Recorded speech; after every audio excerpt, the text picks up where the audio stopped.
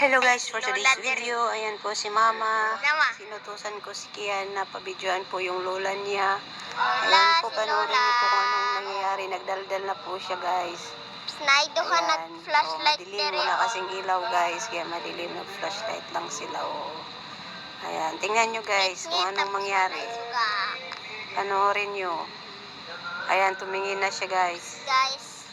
Lola lang, nadala ayan lang. guys. Nagdaldal na siya guys. Bagbag daw guys. Sala? Itulak niyang cellphone guys. Ayaw talaga niya magpa-video guys. Hindi talaga yan mahilig sa video. Dati pa yan. Kaya magalit siya video.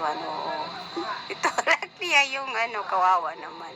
Namiss lang ka namin na. Kaya kuhaan ka ng video. Ayan po yung mama namin guys. Lagi lang po siya nakahiga. Ayan po. Sana po i-wish niyo po yung mama ko gumaling po. Pabalik po siya sa dati niyang katawan guys. Malusog at makalakad. Ayan po guys. Masakit para sa atin yung magkasakit yung magulang natin. Pero wala na tayong magawa guys. Bye guys! Thank you for watching.